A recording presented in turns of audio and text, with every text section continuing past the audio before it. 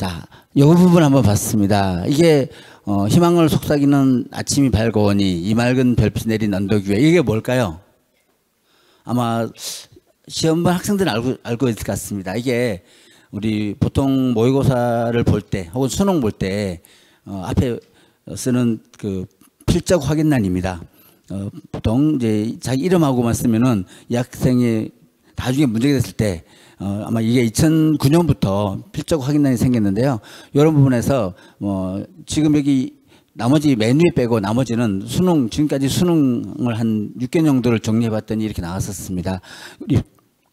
여기 맨 위에 있는 희망을 속삭이는 아침이 밝아오니 이 부분은 얼마 전에 아마 학생들이 6월 모의평가 성적표를 갖고 온 학생도 있을 거고 갖고 오지 않은 부분도 있을 건데요. 6월 모의평가 때 그 필적 확인란에 우리 자녀분들이 다 썼던 내용들입니다.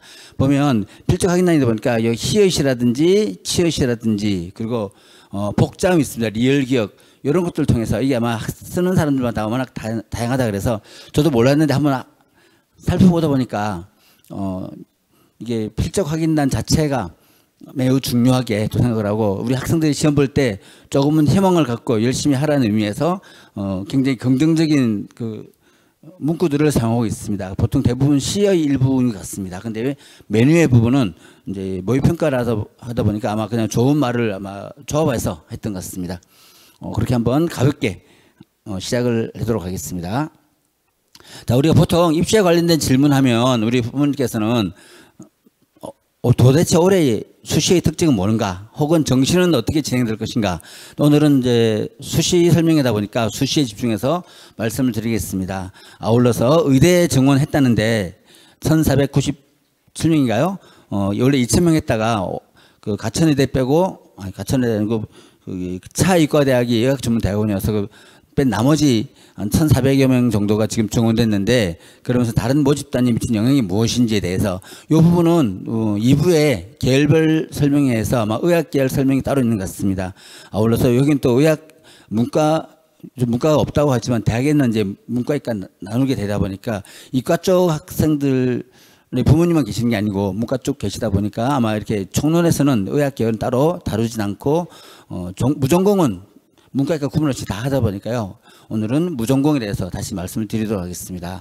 아울러서 여기 무전공 선발 확대했다는데 유형 1과 유형의 차이는 사실 우리는 잘 모르는데 우리 학생들은 그래도 알고는 조금 있어야 될 것 같습니다. 유형 1 같은 경우는 전공을 내가 자율전공학부 들어갔을 때 선택의 제한 없이 다 할 수 있는 부분들 그래서 특별하게 사범대라든지 의대라든지 그리고 실기가 필요한 예체능 계열 일부 학과를 뺀 나머지는 자유롭게 선택할 수 있는 게 유형 1입니다.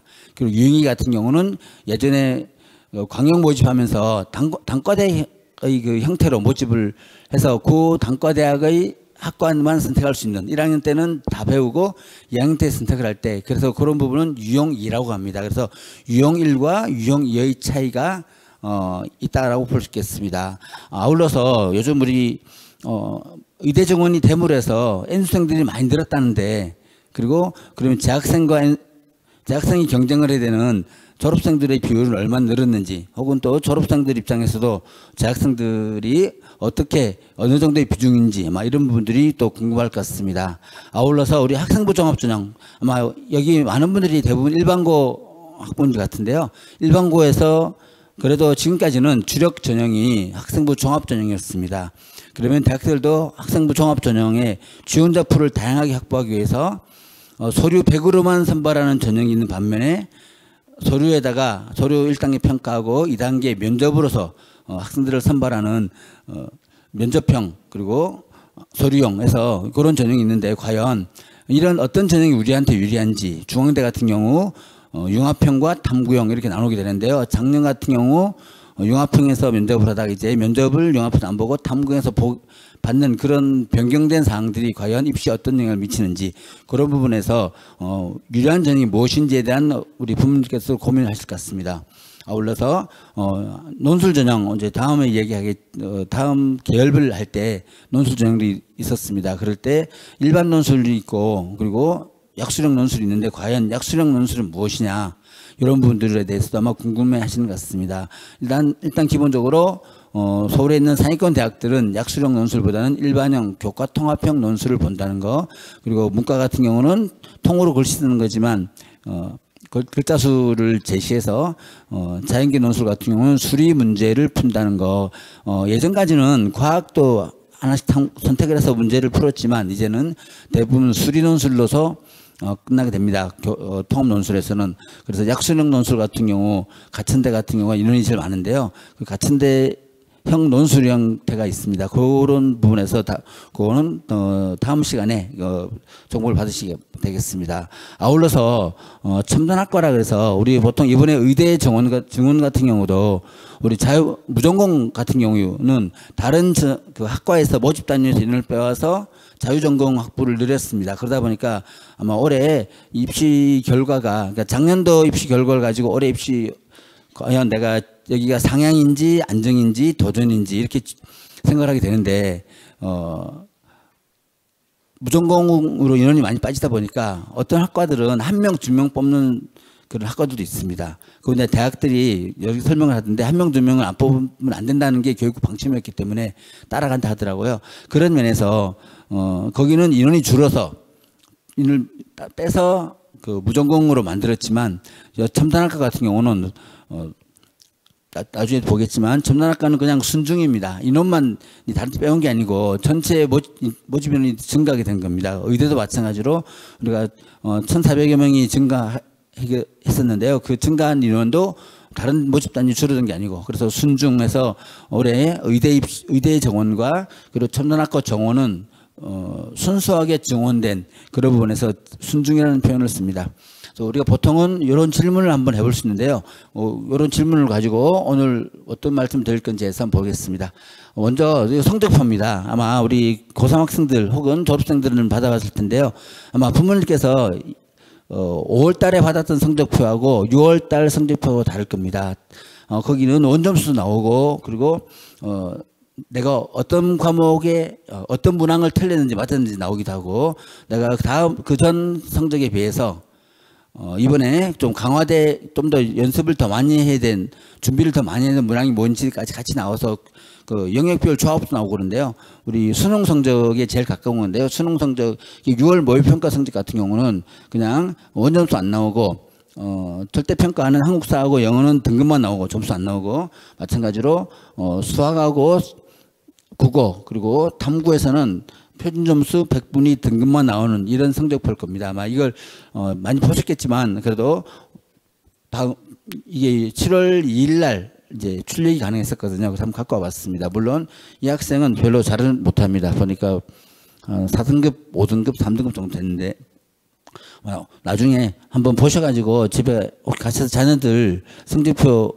아마 대부분 학교가 지금 기말고사 기간이어서 아직 안 준 학생도 있을 겁니다. 학교들마다. 근데 보통은 기말고사 운영 시간 나눌 때 7월 2일 날이 기말고사 기간이었으면 보았을 테고요. 기말고사 끝났다든지 아니면 시작을 좀 늦게 한 학교 같은 경우는 아마 제출해 줬던 것 같습니다. 그래서 한번 보셔서 우리 아이가 과연, 근데 수시에서는 저겠죠. 등급이 제일 중요하겠죠. 올해 수시의 가장 큰 특징은 수능 최저를 얼마나 맞추느냐. 결국 거기에서 아마 저할 것 같은데요. 그런 면에서 우리 아이의 성적표, 6월 모의평가 성적표를 한번 보자 그래서 한번 봐주시면 좋을 것 같습니다. 여기 앞으로 넘어가서 죄송합니다.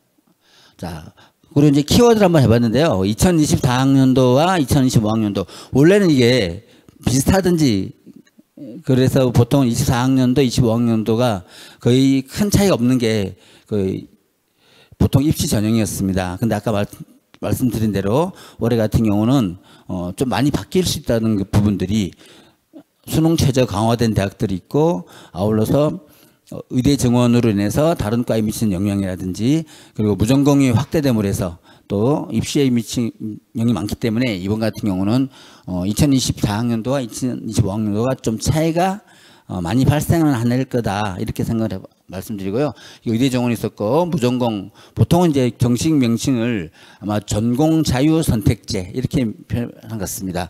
아울러서 많은 대학들이 이제 예전에는 이과 쪽이다 하면 공대 공부할 친구들은 수학은 미적 기하 혹은 탐구에서는 과탐을 선택을 했어야 되지만 이제 많은 대부분의 대학들이 수능 지정 영역을 폐지했습니다. 이건 다시 말씀드리면 이제 학생들이 수능 최저를 맞출 때 조금 더 성적 받기 좋은 과목들, 그래서 나온 게 이제 요즘 사탐론 이런 말이 있습니다. 이과 학생들이 혹시라도 성적을 좀 더 탐구해서 좀 잘 받으려고 또 투 과목 같은 경우라든지 아니면은 물리라든지 이런 과목에서 조금 어려움을 느끼는 친구들 같은 경우는 사탐을 선택해서 선택을 하려고 하는데요. 저희 학교 같은 경우도 이번에 9월달 모의평가 신청을 받았는데 자연계 학생들 중에서 그 사탐 선택한 학생들이 많이 늘었습니다. 그런 거 보면 올해 수능에서 사탐을 선택한 학생들이 많기 때문에 아마 그렇게 되면 자연계 사탐에서는 자연계 선택한 학생들이 과탐에 그 인원이 줄기 때문에 1등급, 2등급에는 영향을 받지 않을까, 그런 것도 한번 감안을 했어야 될 것 같습니다. 물론 학과에 따라서는 의대라든지 이런 쪽은 당연히 지정 과목을 지정을 하고 있습니다. 근데 많은 대학들이 특수한 몇 개 학과를 빼고는 수능 지정 영역을 폐지하고 있다, 이런 말씀을 드리고요. 그리고 이제 대학들이 우리가 보통은 학생들을 선발할 때 대학들의 가장 큰 목표는 우수 학생들을 선발하고자 합니다. 그러면 보통 우리가 우수 학생이라고 이야기할 때 우수 학생의 개념이 뭐냐? 단순하게 성적만 높은 학생이냐?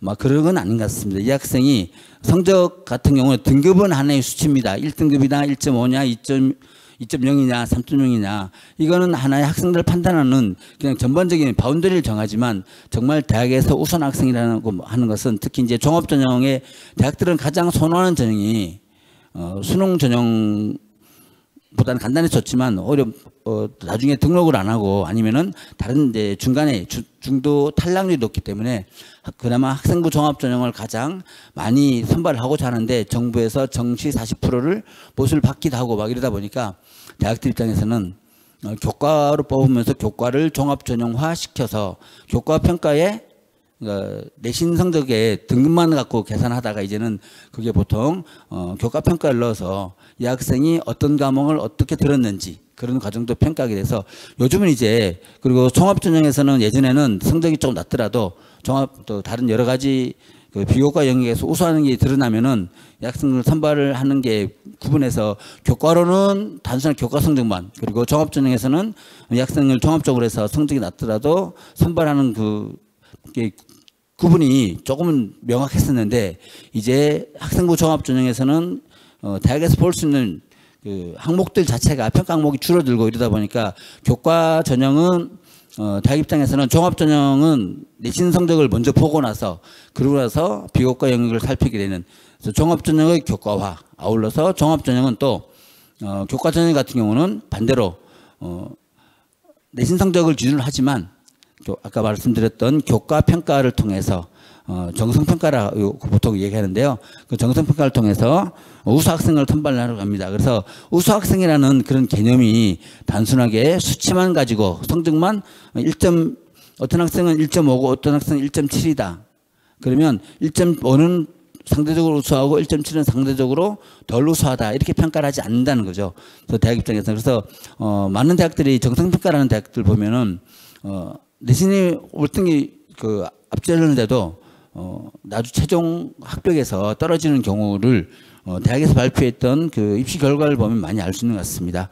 그래서 우수 학생이 뭔지 이런 부분에서도 내가 한번 살펴보고 나서 봤으면 좋겠습니다. 그래서 오늘 학부모님들과 할 수 있는 부분들이 여기 2024 입시 리뷰를 하고, 그리고 2025학년도 대입 전형의 이해, 아울러서 그러면 성공적인 입시를 위해서 지원 전략. 근데 사실은 이 지원 전략을 하는 부분들은 그냥 그 정해진 교과 전형은 어떤 걸 봐라, 종합전형은 어떤 걸 봐라, 그런 정도로 말씀을 드리고 마무리하는 것으로 정리하도록 하겠습니다.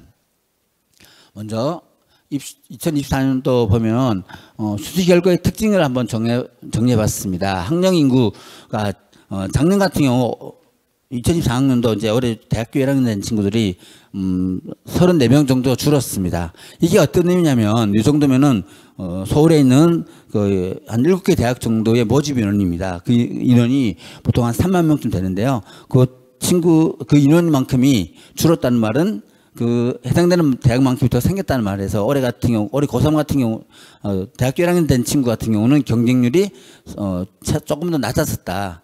근데 올해 고3 같은 경우는 작년에 비해서 10,000명 정도가 더 늘었습니다. 그런 부분에서 학령 인구가 줄어들므로 해서 경쟁률이 조금은 더 낮았어야 되는데 서울의 상위권 대학교 경쟁률은 많이 더 높아졌습니다. 예측하고 다르게. 그리고 졸업생의 수능 응시 인원이 증가했었습니다. 아울러서 서울대 과탐 응시 영역 개편에서 특히 지역균형 같은 경우 경쟁률이 많이 높아졌습니다. 예전에는 특히 자연계에서 2과목은 반드시 선택을 했어야 되는데 이제 그 2과목을 선택하는 게 폐지가 됨으로 해서 서울대 지역균형 같은 경우 학교에 있는 대부분의 대학 그 고등학교에서 1등, 2등 최상위권 학생들이 서울대 지역균형을 지원을 하고 나머지 다른 대학교에 뭐 의대를 지원한다든지 그런 부분에서 경쟁률이 일반 전형의 경쟁률은 크게 변하지 않았지만 지역균형 경쟁률은 많이 높아져서 전년과는 다른 입시 결과를 많이 보여주었습니다. 아울러서 교과 지원한 인원은 줄어들고 논술과 종합전형을 지원한 인원은 늘었습니다. 이게 2024학년도 입시 결과를 알 수 있고요. 아울러서 논술과 종합전형의 지원이 증가하다 보니까 당연히 수도권의 경쟁률, 특히 논술 같은 경우는 대부분 다 수도권이 있었으니까요. 그리고 지방 국립대의 경쟁률 자체가 하락하는 이런 모습을 보였었습니다. 아울러서 수능 난이도가 상승함으로 해서 특히 영어 같은 경우 그 전년도 1등급이 7%였습니다. 근데 작년도 수능 결과 영어 등급이 1등급 비율이 4%밖에 안 됐기 때문에 4.7% 정도 나왔던 것 같습니다. 이러다 보니까 그 전년도에 비해서 수능 최저, 물론 대학마다 차이는 있지만 수능 최저 충족률이 좀 떨어짐으로 해서 아마 정시로 이월된 면이 많았습니다. 아까 말씀드렸던 그 정부에서 그 대학별로 그 서울에 있는 16개 대학교를 정시 40%로 못을 박았는데 실제로 수능 최저를 못 맞춰서 이월되는 인원까지 계산하면은 보통 정시가 한 50%좀 되는 것 같습니다. 그래서 보통 우리가 학생들 보면은 난 수능도 안 되고 내신이 좀 안 되니까 정시를 준비를 하려고 하는 친구들 많이 있긴 있는데요. 올해 같은 경우 특히 아마 6월달 같은 경우 영어 1등급 비율이 1.47이었습니다. 이렇게 되면 수능 최저 통과할 수 있는 비율 자체가 너무 낮을 거예요. 물론 6월 달에 이렇게 한번 아주 어렵게 내고 나서 9월 달 같은 경우는 예상하는데요. 한 5% 정도 나오지 않을까. 그리고 수능에서 한 4% 정도 이렇게 유지할 수 있어요. 물론 이제 출제하다 보면 그 맞추기는 좀 어렵습니다. 근데 이번에 1.47%라는 건 아마 역대급으로 가장 어려워서 아니 이렇게 되면 아까 의대 말씀드렸는데 의대 대부분의 수능 최저 같은 경우가 뭐 4개합 5라든지 3개합 4인데 영어에서 만약에 그 친구들이 1등을 못 받게 되면은 아마 입시 판도가 아주 정말 이상해질 겁니다. 그래서 아마 뭐 교육과정평가원에서도 그 정도까지는 생각을 안 하고 최소한 작년만큼의 아마 영어 1등급 비율을 좀 맞추려고 하지 않을까. 그런 면에서 수능 충족률이 하락을 해서 정시로 이월된 인원이 많았던 게 2024학년도 입시의 특징이라고 말씀드릴 것 같습니다. 아까 말씀드렸던 서울수의 대학들의 학생부 교과 전형 그리고 종합 전형입니다. 여기 그 오렌지색 같은 경우가 2023년도입니다. 그리고 파란색 같은 경우가 2024학년도였는데요. 여기 보면 교과 전형 같은 경우는 떨어졌습니다. 파란색이 작년이었으니까요. 재작년이 오렌지색이었고 대부분 모든 대학들이 대부분 다 떨어졌습니다. 이건 아마 2022학년도가 교과 전형 많은 대학들이 이제 지역균형 전형 확대하면서 학생들도 한번 해보자 이렇게 있었고 그래서 경쟁이 많이 높아졌다가 이제 2022학년도 3학년도 이렇게 지나면서 내신이 안 되면 안 되는구나. 이제 그런 걸 학생들도 지원자들도 생각하게 되면서부터 이제는 거의 입시 결과를 가지고 판단을 할 수 있는 예측이 가능한 교과 전형 같은 경우는 난 안 되는가 보다. 그래서 이제 지원을 이제 꺼리게 되고 오히려 반대로 여러 가지 다양한 변수에 의해서 입시가 결정된다고 할 수 있는 이게 종합 전형 같은 경우는 점점 늘었습니다. 또 물론 재학생이 늘은 것도 있지만 보통은 이제 예전에 학생부 종합전형에 대부분 다 자기소개서를 썼었는데요. 이게 자기소개서가 졸업생 입장에서는 굉장히 부담스러웠던 것 같습니다. 그래서 다시 한번 수시 지원을 졸업생들은 종합전형을 안 했었는데 교과는 그냥 문서면 되니까 교과는 졸업생들이 좀 지원한 경향이 있었는데 졸업생들은 종합전형 지원 안 했다가 이제 자기소개서가 없어지면서 그냥 클릭만 하면 되니까 따로 준비 안 해도 되고 그런 면에서 종합전형의 경쟁률이 높아진 이유는 아마 졸업생들의 경쟁 지원이 늘었던 게 아마 대학에서는 그 원인을 많이 보고 있었습니다. 아울러서 그 종합전형 같은 경우 그 졸업생들 같은 경우는 그래서 예전에는 그 5% 정도의 그 졸업생 비율에서 이제는 많은 대학들은 20%가 넘어갈 정도로 해서 재학생들 입장에서 조금 더 불리해지는 그런 부분이 있습니다. 종합전형 경쟁률이 높아진 이유는 아까 말씀드린 대로 자기소개서 없어짐으로 해서 학생들이 좀 더 쉽게 지원할 수 있게 됐다. 이건 재학생이나 졸업생이나 똑같은 것 같습니다. 그래서 학생부 종합전형의 경쟁률 자체는 크게 변함이 없고, 근데 일부 여기 외대라든지 시립대, 건국대, 동국대 여기 있는 대학들, 중상위권 대학들의 경쟁률이 종합전형 경률 자체가 더 높아졌다. 이렇게 한번 볼 수 있는 것 같습니다. 여기 마찬가지로 숫자로 나타냈습니다. 그래서 여기 서울대부터 쭉 보면은 최소한 작년에 평균 경쟁률 따졌더니 2023학년도 19대 1이었습니다. 이게 작년 21대 1에서 학생부 종합전형 경쟁률이 최소한 21대 1이 넘어간다. 종합전형 쓸 때 한번 요 경쟁률의 흐름도 한번 같이 봐야 되지 않을까 생각을 합니다. 그리고 이제 서울대 아까 말씀드렸던 대로 서울대는 그 수능 지정 과목으로 인해서 유형 2-1, 2-2로 나눴습니다. 유형 1 같은 경우는 이제 인문계열 학생들이 이제 큰 제한 없이 선택할 수 있는 거고요. 그래서 유형 2과 1이 있는데요. 이 지역균형 경쟁률에서 화학부 같은 경우 3대 1이었습니다. 2023학년도. 근데 2024학년도 5대 1로 해서 거의 2배 가까이 증가했고요. 그리고 의학과 같은 경우는 8대 1, 그리고 바이오 시스템 같은 경우는 7대 1. 그래서 전년도에 비해서 지역균형 자체는 경쟁률이 아주 높아서 아마 많은 고등학교에서 지역균형에 1명, 2명 이상 그 합격했던 고등학교들이 이번에는 한 명도 합격하지 못하는 경우도 많이 생겼던 것 같습니다. 이게 경쟁률이 아마 치열해짐으로 해서 많은 학교들이 지역균형에서 합격자를 내지 못하는 그런 흐름도 있었던 것 같습니다. 마찬가지로 이건 유형 2-2입니다. 여기는 물리와 화학을 꼭 선택을 해야 되는 그 지정을 했던 그런 모집 단위들입니다. 그래서 여기 보면 이게 특히 이제 인기학과라고 볼 수 있겠죠. 여기 같은 경우는 보면은 응용생물 화학부 같은 경우는 2023년도 2.67대 1이었습니다. 그러다가 2024년도에 11대 1. 경쟁률 자체가 한 4배 정도 더 뛰었습니다. 아마 그래서 올해는 작년에 이렇게 많이 뛰었으니까 올해는 아마 조금 더 이거보다 낮아지지 않을까. 지역균형 경쟁률 자체가. 그래서 지역균형 경쟁률은 서울대가 지정 영역을 2 과목을 필수로 했던 걸 폐지함으로 해서 요렇게 바뀌었다. 그래서 경쟁률 자체가 많이 높아졌던 게 작년 입시의 그 결과고요. 자, 그리고 지역균형 상위와 하위 경쟁률이 있었습니다. 여기 보면 생명과학부가 제일 11.26대 1이었습니다. 아울러서 간호대학 8대 2였고요. 하위 제일 낮은 데는 이제 지리학과 2.17. 여기는 이제 그 아까 말씀드렸던 대로 2 과목 필수가 자연계열 쪽이니까요.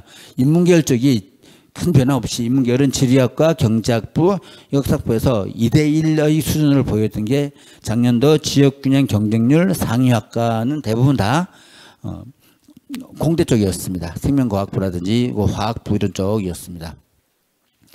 여기 서울대 지역균형에서 최상위권 학생들이 지원을 했었습니다. 예전에는 안 했었죠. 그 의대 2 과목을 하다 보면은 2 과목에서 2 과목 다 상위 등급을 받기 어렵기 때문에 그냥 서울대 지균을 피해 갔었는데 이제 서울대 지균을 써도 충분히 응시 영역에 맞출 수 있기 때문에 높아진 것 같습니다. 자연계열 모집단이 상상하고 있다. 이거 참고하시면 되겠습니다. 자, 이건 이제 고려대학교 학교장 추천 전형 경쟁률을 한번 봤는데요. 아까 말씀드렸던 그거 일환입니다. 그래서 이 부분은 빨리 넘어가도록 하겠습니다. 고대 학교장 추천 전형 경쟁률 전반적으로 하락했습니다. 작년에는 이제 재학생의 40%를 추천했는데 올해 같은 경우는 이제 12명으로 바뀌었습니다. 학교당 추천 인원이 이렇게 12명으로 이제 제한됨을 해서 그런 부분들에서 작년보다 여기 지원 학생들의 성적대가 좀 더 상승되지 않을까, 올라가지 않을까, 그렇게 한번 예상을 해보게 되겠습니다. 그리고 이제 여기 서울대 지역균형 계열별 내신 변화를 한번 찾아봤습니다. 2022학년도 같은 경우는 인문하고 자연에서 물론 최상위권의 성적에서 지원 학생들 보면은 인문 1.0에서 1.5가 26% 정도를 차지했습니다. 이건 이제 지원 학생들의 내신이었습니다. 자연계가 73에서 훨씬 더 많았습니다. 자연계열 학생들이 우수하다는 걸 좀 더 보여주는 자료로서 말씀드린 거고요. 이게 이제 좀 더 강화되고 있습니다. 2022학년도하고 2024학년도 보니까 1.5 이내의 그 인문 자연 비율에서 인문은 22.45%에서 2023년도에 비해서 4% 정도 줄었고, 그리고 자연 같은 경우는 4% 늘었습니다. 또 마찬가지로 지금 저희 학교 같은 경우도 내신 최상위 등급의 학생들은 이과 학생들이 대부분 다 있습니다. 물론 문과 학생이 있긴 있는데 그건 한두 명이고요.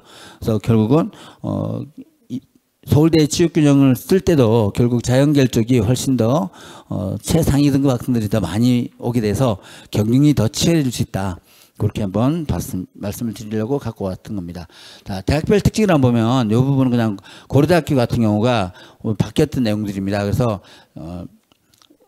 소료 20%에서 고대 같은 경우는 혹시 이제 지난번에 고대 행사에서 입학처를 갔다가 얘기하는 부분이 20%요 부분에서는 공동체 역량이라든지 이런 부분을 좀 높은다고 했었습니다. 계열을 이수과목 현황도 보지만, 그래서 요 소료 20%가 차지하고 영향력이 아주 좀 적지 않았다고 합니다.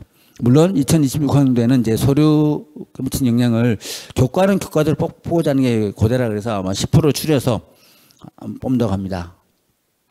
이건 다 넘어가겠습니다.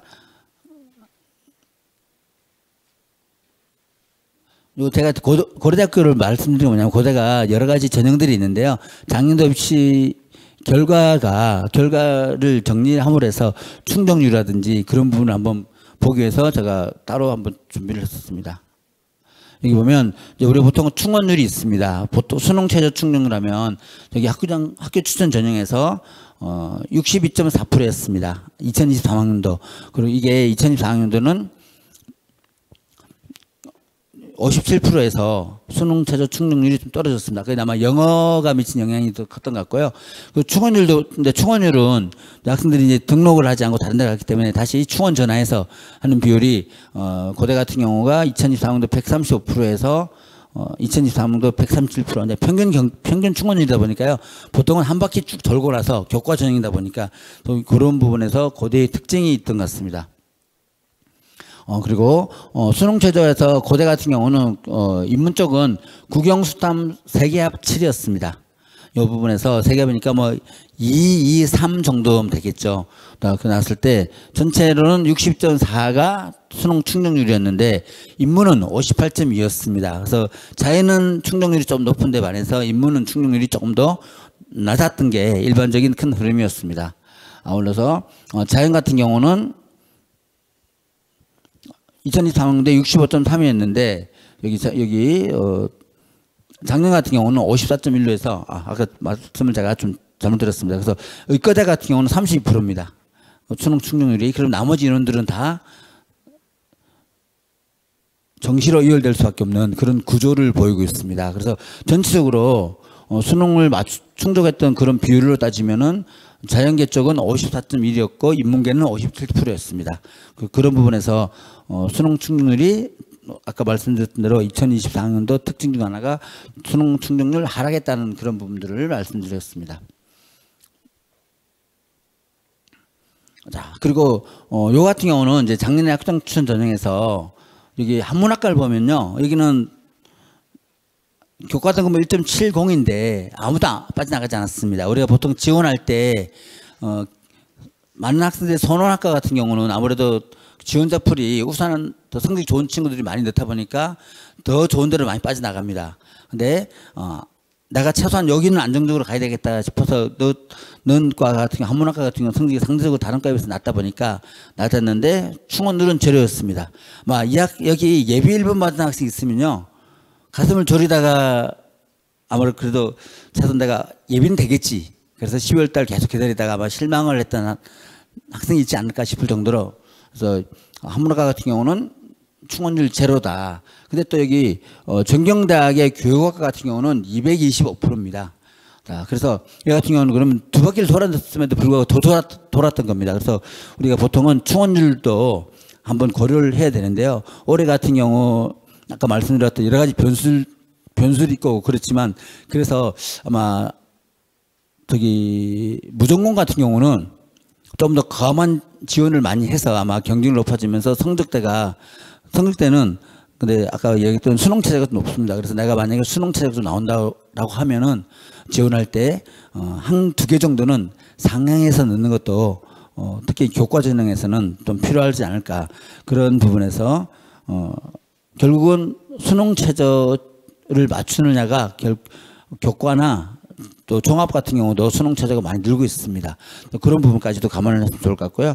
그리고 여기 보건과학대학의 보건정책권리학부에서 고대에서 성적이 그래도 상대적으로 조금 낮은 그런 쪽이 있었는데 여기 23%가 돌았습니다. 그럼 10명 중에 2명만 충원되고 나머지는 그냥 그대로 갔다는 거죠. 그래서 학교별로, 과별로, 모집 단위별로 충원율 차이가 많이 일어난다. 아울러서 충원율이 낮은 데는 교과 성적의 등급이 상대적으로 좀 낮은 편이다.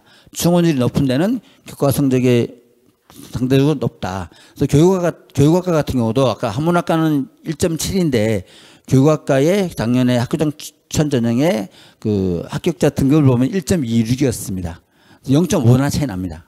같은 고대인데도. 그런 부분에서 충원율과 그리고 교과 등급 간의 그 상관관계도 같이 한번 파악을 하면 좋을 것 같습니다. 마찬가지로 여기서도 아까 한번 그 비슷한 얘기 나오고 있습니다. 자, 그리고 이제 대학별 특징에 연세대 추천형이 있었습니다. 연세대 같은 경우는 이제 작년하고 올해 많이 바뀌었습니다. 연대는. 그래서 작년에 입시 결과는 그냥 이렇구나만 보시고, 입시 내가 이게 넣을 건지 말 건지 고민할 때는 작년도와는 아주 다른 양상이 나타날 거기 때문에 이 부분, 그리고 수능 체제가 연대 같은 경우 올해 생겼으면 추정해서 면접이 폐지되고, 그래서 여기 경쟁률 자체가 4.38대 1, 저기 5배수 1단계 통과시켰거든요. 근데 4.38대 1이면 그냥 지원하면은 일단 면접을 보죠. 면접이 재시문 기반 면접이다 보니까 면접의 변별력이 높았습니다. 그래서 내신이 좀 낮더라도 또 합격하는 사례가 많이 있었습니다. 여기 면접 대상자 90컷에서 연대 3.6%도 지원한 겁니다. 그래 면접을 받겠죠.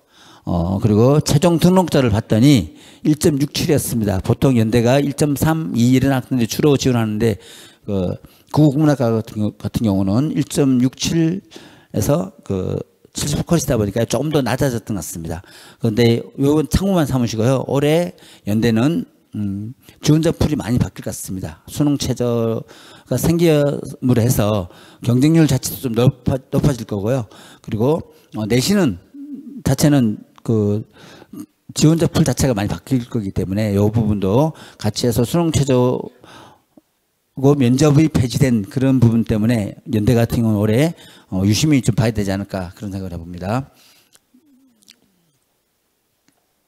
어제 입시환경이 변해서 한 6가지 정도를, 7가지 정도를 한번 봤습니다. 올해 입시환경이 어떻게 변했는지 이걸 아까 말씀드렸던 대로 대학교 2학년들, 1학년들, 올해 고3들, 올해 고3 같은 경우는 42만 8천 명입니다. 그래서 올해, 근데 내년에 현재 고2 학생들 같은 경우는 아까 작년 올해 대학교 1학년 된 친구들이 3만 명 정도가 줄었었는데 지금 같은 경우는 2017년생이었던 고2 같은 경우는 5만 8천 명 늘었습니다. 아마 잘 아실 겁니다. 황금 대지에 태어난 학생들이었기 때문에 그때 많이 태어났기 때문에 경쟁을 좀 더 많이 해야 되는 것 같습니다. 올해 그래서 저희 학교 저도 이제 3학년 부장을 하고 있는데요. 고3 학생들한테 얘기를 합니다. 올해 반드시 가야 된다. 내년에 올해보다 더 힘들어진다. 그런 얘기를 하고 있습니다. 그래서 끝까지 최선을 다하도록 말하고 있는데요. 여기 보면 밑에 저기 2021, 2022 해서 경쟁률을 봤었습니다. 경쟁률에서 여기 서울권은 14대 1에서 17대 1로 해서 경쟁률은 점점 서울권 높아집니다. 그렇지만 지방권 같은 경우는 5.67에서 5.49에서 지방은 5대1 범위에서 그냥 왔다 갔다 하는 거고요.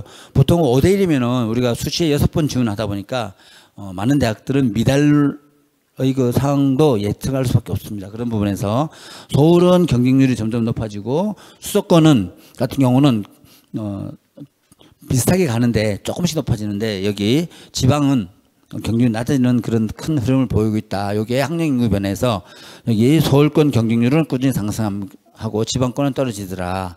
6대1 미만인 대학도 있습니다. 아까 말씀드렸던 대로 그게 서울의 그 7개, 수도권 13개대, 나머지 지방에는 82개 학교들, 보통 그 인원들이 이렇게 많이 6대1 미만이다. 이건 이제 지방 대학들이 막 겪는 어려움 이런 것들 얘기할 수 있는 것 같습니다.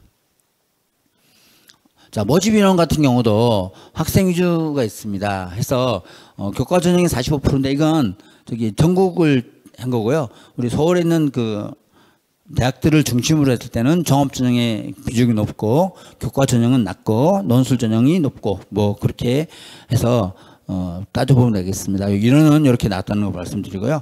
그리고 경쟁률 논술 전형 같은 경우는 39대 1에서 63대 1.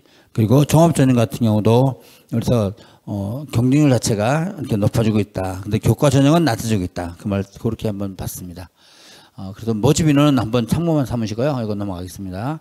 아까 여기서 이제 노란색이 있는데요. 이 노란색 같은 경우는 논술 전형에서 고려대학교 그리고 서울권 대학 중에서 상명대가 올해 논술을 신설해서 전형하고 있는데요. 고대와 상명대는 논술의 유형은 전혀 다른 형태로 갑니다. 상명 같은 경우는 약수령 논술이고요. 그리고 여기 이제 N수생 증가 예상으로 돼 있는데 실제 따지면 이제 이 얼마 전에 이제 그 교육과정 평가원에서 재학생의 비율과 졸업생의 비율을 나눴었습니다. 그래서 보면 6월 모평에서 2024학년도 같은 경우 37만 5천에서 올해 38만 5천 명에서 1만 명 늘었습니다. 아까 우리 학령 인구 1만 명 늘은 거하고 비슷한 것 같습니다. 아울러서 졸업생을 보면은 8만 8천 명에서 8만 8천 거의 같았습니다. 같았는데 응시를 한 사람들, 접수를 말한 거고요. 응시한 인원을 봤더니 올해 같은 경우 졸업생 같은 경우는 7만 5천 명이 작년에 봤는데 올해 6월 모의평가에 응시한 학생들은 7만 3천 명입니다. 한 17% 정도를 이제 결시했는데 따져보면 우리가 N수생이 즉각적으로 증가할 것이다라고 예상을 했지만 실제로 6월 모의평가에 지원한 거 말고 접수한 거 말고 응시한 학생들 와서 직접 시험을 봤던 친구들을 봤더니 작년도에 비해서 한 2천 명 정도가 줄었다. 그러면 과연 올해 N수생이 졸업생들이 더 많이 늘까? 물론 의대 정원으로 해서 원래 그 식당 다니다가 아예 다시 수능 준비한다는 경우가 언론을 통해 나오긴 했지만 정말 그 사람들이 그만두고 와서 그런 선택을 한 사람이 많을까? 그런 부분을 한번 고민해야 되는 거고, 물론 9월 달까지 봐야 될 것 같습니다. 올해 수능 인원이 늘 건지 줄 건지는 9월 달까지 봐야 되는데 일단 6월 달의 흐름으로 봤을 때는 작년에 비해서 올해 N수생이 급격히 증가하지는 않지 않을까? 그런 흐름이 있다는 거 한번 볼 수 있는 것 같습니다. 그리고 의대 정원 확정인데요. 이거는 지금 정부하고 의협하고 이런 여러 갈등들이 있는 것 같습니다. 물론 대학에서 발표를 했습니다. 아마 이게 바꾸긴 어려울 것 같아서 아마 의대 정원 자체는 이렇게 돼 있는데요. 이 부분은 다음 시간에 한번 참고하시면 될 것 같습니다. 예. 그래서 이 부분에서 의대 정원은 결국 여기 한의대라든지 이게 도미노처럼 해서 한의대, 치대, 약대 그리고 상위권 대학의 공대한테 미친 영향이 있을 거다. 그런 해서 그림을 한번 준비해봤습니다. 이건 2부에 한번 자세하게 들으시면 좋을 것 같습니다. 자, 그리고 이제 말씀드렸던 무전공입니다. 무전공 아까 말씀드렸던 대로 여기 자유전공처럼 무전공으로 선발한 후 대학 내 모든 전공을 선택할 수 있는 게 유형 1. 그리고 단과대학별로 계열 또는 단과대학별로 모집하는 유형 2의 비율을 합쳐서 25% 이상에서 대학들이 그 인센티브를 받는 그런 게 무전공 학교였습니다. 그래서 유형 1과 유형이 있었고요. 그래서 보면은 아까 입학 계열과 무관하게 모든 전공을 자율적으로 선택할 수 있는 게 유형 1이었습니다. 유형 2 같은 경우는 학부나 단과대 내에 선택을 하는 거고 있고요. 그래서 그 인원을 단과대 내에서 정원에 또 어떤 학과에 10명 있으면 15명까지 선택할 수 있게끔 길을 열어주는 거였고요. 대신에 이제 여기 유형 1에서는 의학학 그리고 사범대 예체능학과 아까 말씀드렸던 대로 여기는 지원 선택의 제한이 있습니다. 아울러서 그래서 교과 전형의 변화에서 아까 대부분 교과에서 많이 이렇게 인원을 빼서 자율 전공을 많이 했던 것 같습니다. 그런 부분에서 교과 전형의 변화에 주목을 해야 될 것 같고요. 수능 최저의 차이. 그래서 한양대 같은 경우도 인터칼리지 학부라고 만들었거든요. 그게 다른 데는 그 수능 체제를 적용하지 않았는데 그 자율 전공 학부 인터칼리지 학부만 논술 전형에서 수능 체제를 적용합니다. 자, 그런 부분들에 대해서 수능 체제를 적용하느냐 적용하지 않느냐 그런 부분들도 감안을 해야 될 것 같습니다. 자, 그래서 여기 보면 건대 같은 경우가 두 가지 유형입니다. 학과 내 모집 단위에서 학업 역량을 30 보는데 진로 역량에서 진로 역량 일반적인 학과들은 진로 역량 40, 학업 역량 30, 공동치 30 이렇게 했는데 자유전공 학부 같은 경우는 학업 역량보다는 이 학생의 경험의 다양성, 탐구력이라든지 이런 부분들 해서 이 부분은 여기 자유전공 학부의 자기 추천이니까 학생부 종합전형입니다. 이럴 때 내가 자유전공학부에 지원을 할 거냐 아니면 일반 학과에 지원할 거냐에 따라서 평가 요소가 다르다는 거. 그래서 여기 성당 역량에서 자기주도성, 창의적 문제해결력, 그 경험의 다양성 이런 부분들이 내가 강점이면 당연히 자유전공학부에 지원할 수 되고 아울러서 그런 것보다는 내가 진로 쪽으로 좀 더 준비를 잘했다 그런 생각이 든다 그러면 여기 일반 모집 단위로 지원을 하는 게 맞는 것 같습니다. 경희대 같은 경우는 학업 역량은 똑같이 보는데요. 차이가 없습니다. 그래서 일반 모집단이나 자율전공학부, 이 자율전공학부는 서울입니다. 그리고 자유전공학부는 국제캠퍼스, 주로 이제 자연계의 모집단에 있는 국제캠퍼스를 하게 되는데요. 그래서 경희대는 같은 종합전형인데 평가 요소가 똑같다. 여기는 내가 어디에다 강점이 있냐 이거보다는 내가 그동안 준비했던 대로 경희대 종합전형에서 내가 무전공을 넣을 때의 나 스스로를 평가하는 거랑 여기 건국대 같은 경우 내가 종합전형에서 자율전공을 넣을 때 평가가 되는 게 서로 다르다는 것을 파악을 하고 나서 내가 종합전형 넣는다면 그것도 생각을 해야 될 것 같습니다. 자, 그래서 여기 보면 이제 자율선택지 운영 현황을 정리해 봤었습니다. 보면은 건국대부터 쭉 있는데요. 여기 비중이 아주 높은 전형들을 따로 해봤습니다. 그래서 색깔을 넣었는데요. 건대나 경희대는 교과에서 무전공 선발을 많이 합니다. 아울러서 저기 고려대, 동국대, 서강대 이런 부분들은 정시에서 많이 합니다. 서울시립대 같은 경우가 종합전형에서 많이 합니다. 마찬가지로 성대 같은 경우도 교과는 6.7%에서 교과는 거의 안 뽑습니다. 저기 무전공을 전공자유 선택제를 그렇지만 성대 같은 경우도 그에 비해서는 학생부 종합전형에서 물론 정시를 제일 많이 뽑지만 다른 대학들에 비해서 그 성대 비율로 따지면은 22.6%라는 아주 많은 인원을 전공 선택으로 전공 자유 선택제로 선발하고 있다. 그래서 이 부분에서 새롭게 전공 자유 선택제는 대학마다 원래는 이제 교과 총합 그리고 논술 정시 이렇게 나눌 때 보통은 이제 대부분 예측하기는 전공 적합성을 판단하기 어렵기 때문에 여기는 아마 교과와 논술 그리고 정시에서만 많이 뽑을 거다라고 대부분 예측을 했었는데 실제로 뚜껑을 열어보니까 대학들마다 좀 더 많이 집중해서 전형을 교과나 논술로 무조건 수시에서 뽑는 게 아니고 아까 여기처럼 성대처럼 종합으로도 뽑고 마찬가지로 서강대 같은 경우도 35%를 뽑습니다. 종합전형으로. 그래서 서강대, 성대 이런 쪽의 대학들은 종합전형으로도 많이 선발한다. 그렇게 한번 봐주시면 좋을 것 같습니다. 아울러서 그 다음 대학들 같은 데부터 한양대, 에리카까지 쭉 본다 보면요. 여기서는 어쨌든 그 밑에 있는 대학들 같은 경우는 정시에서 아주 많이 뽑습니다. 아주 특이한 대학은 광운대인데요. 광운대는 전공자유 선택제를 뽑는데 정시에서 100% 뽑습니다. 아예 그냥 수시에서는 우리는 원래대로 교과 종합 논술로 가고 나머지는 강원대 논술이 없습니다. 그래서 이렇게 100%를 뽑는다. 정시로만 뽑는 대학들이 강원대가 있습니다. 대부분의 대학들은 정시에서 전공 자유 선택제를 하는데 여기 인천대 같은 경우가 또 특이하게 70.4% 정도를 교과에서 선발한다. 그렇게 보면 되겠습니다. 그리고 한양대 에리카가 정시보다 오히려 무전공 선택을 종합에서 많이 뽑는다. 이런 흐름을 한번 볼 수 있는 것 같습니다. 자, 그리고 이제 명칭입니다. 보면 여기 건국대는 KU 자유전공 학부로 되어 있고요. 고려대가 이제 대학을 만들었습니다. 학부대학을 해서 고대 같은 학부대학을 해서 수시에서 뽑지만 정시에서 다원을 뽑습니다. 학부대학은 정시에서 뽑게 되고요. 기존의 자유전공학부에서 교과와 종합과 논술로 뽑게 되고 그리고 35명 정도를 정시에서 선발하게 됩니다. 그래서 이 부분에서 전공자율 선택제를 대학들마다 이렇게 다양하게 운영을 하고 있다.